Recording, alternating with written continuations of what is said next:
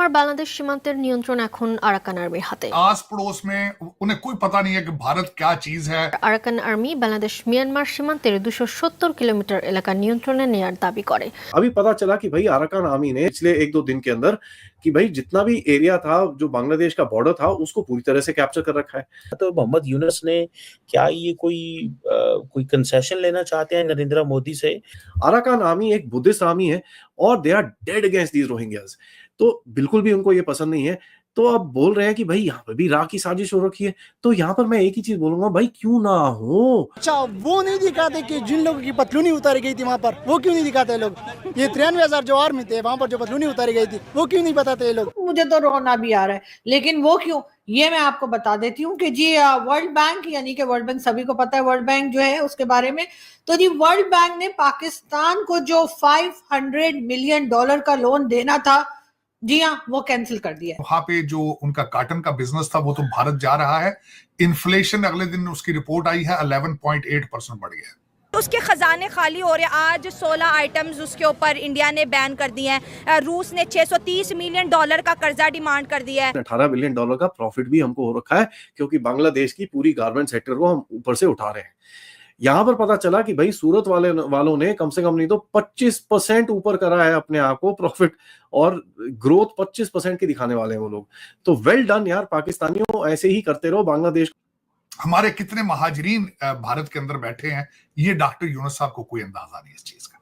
वो जब दिल करता है बाहर निकल के आके 2-4 बिल्डिंगें जला के 2-4 बसें जला के घर चले जाते हैं। ये उनका फ्यूचर है। उसके बाद इस वक्त जो मुझे सबसे बड़ा जो तशवीश है भारत के बांग्लादेश के हालात पे, वहां पे रेडिकलाइजेशन वापस दोबारा लाने की कोशिश भी की जा रही है और वो पार्टियां सारी रेडिकल्स जो है वो वापस आ रही हैं। और इन्हें ये नहीं पता कि पाकिस्तान में इस वक्त जो हमारे हालात हैं, वो मैं उस पर भी आना चाहूंगा कि हमारे पाकिस्तान के हालात जो हैं वो रेडिकलाइजेशन और दहशतगर्दी ने कैसे कर दी है। ये इनको चाहिए सीखें। मैं समझता हूं पाकिस्तान की दहशतगर्दी पर यूनिवर्सिटी के अंदर एक पीएचडी होनी चाहिए कि किस तरीके से हमने, चीमा साहब, मैं अगले दिन जब रिसर्च कर रहा था मौलाना फजलुर रहमान के इस वक्त जो कारोबार है, जिस वजह से वो जरदारी साहब से नाराज हैं, गवर्नमेंट से नाराज हैं, मेरी बात सुन के पांव के नीचे से जमीन निकल गई।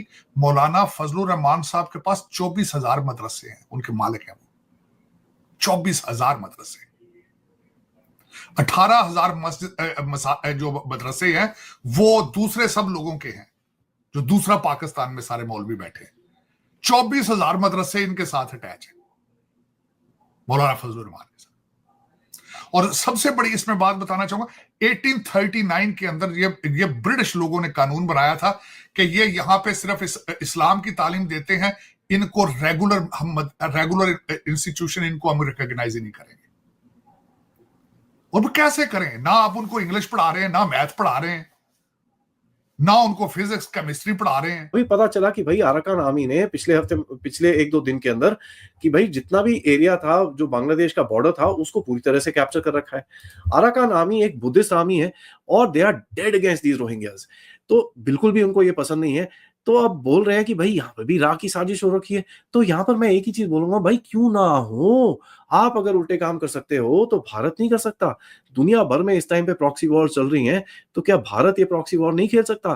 पहले भी मैंने आपको बोला था कि साहब भारत का जवाब आएगा, सही टाइम से आएगा, और जब आएगा ये लोग रोएंगे। तो अराकान आर्मी की जो एक्टिविटीज हैं ये बड़ी इंटरेस्टिंग है। कई लोग बोलते हैं Arakan army is backed by the Chinese and this and that, वो शुरू में था, लेकिन आप ये चीज याद करिए, अराकान आर्मी वही आर्मी है जो आपका सितवे पोर्ट को प्रोटेक्ट करती है, आपके इंटरेस्ट को प्रोटेक्ट करती है, और आपके साथ बाय द वे नवंबर में आपके ऑफिशियल्स के साथ उनके रिप्रेजेंटेटिव्स ने आके यहाँ पर मीटिंग करी थी।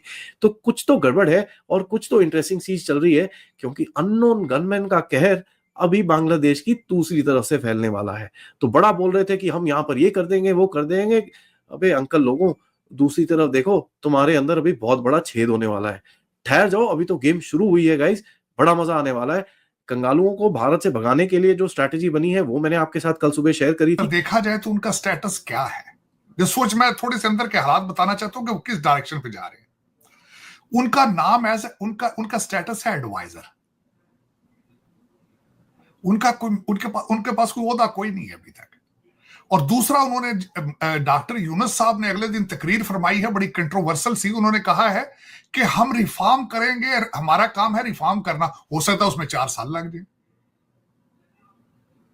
अब वो 4 साल उन्होंने रहना है आस पड़ोस में, उन्हें कोई पता नहीं है कि भारत क्या चीज है, हमने भारत के साथ किस तरह डील करना है, हमें बनाने के लिए भारत ने क्या किया था, हमारे कितने महाजरीन भारत के अंदर बैठे हैं, ये डॉक्टर यूनुस साहब को कोई अंदाजा नहीं इस चीज का, कोई अंदाजा नहीं।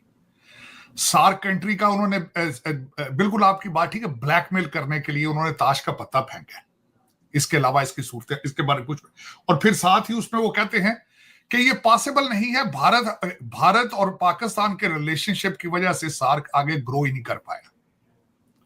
डॉक्टर यूनुस साहब बड़े पढ़े लिखे बंदे हैं, मेरे ख्याल में तो पूछना चाहिए कि सार्क कंट्रीज के हालात क्या है, जरा देखें तो सही, जरा गिन के वो जो 7 कंट्री हैं उनके इकोनॉमिक हालात देखें, पॉलिटिकल स्टेबिलिटी देखें, और फिर उसके बाद बताएंगे ये 7 कंट्री दुनिया को क्या दे सकते हैं, क्या ले सकते हैं। ये बहुत बड़ा क्वेश्चन है। उनमें से ज्यादातर कंट्रीज के अंदर जो चीजें कॉमन है, यहां तो लूली लंगड़ी डेमोक्रेसी है, करप्शन उन पे सारे 7 कंट्रीज में टॉप पर है, और कुछ कंट्रीज के अंदर दहशतगर्दी है। इन सर्कमस्टांसेस में पहले अपना, अब कहते हैं अपना बैक होम करें, अपने गिरेबान में झांकें, और फिर कोई ना कोई ऑर्गेनाइजेशन बनाने की कोशिश करें। उन्होंने, डॉक्टर यूनुस साहब को चाहिए सबसे पहले तो अगर रिफॉर्म करनी है तो रिफॉर्म जल्दी से जल्दी करके इलेक्शन की तरफ जाएं, और सबसे बड़ी वहां पे जो उनका कॉटन का बिजनेस था वो तो भारत जा रहा है। इन्फ्लेशन अगले दिन उसकी रिपोर्ट आई है 11.8% बढ़ गया।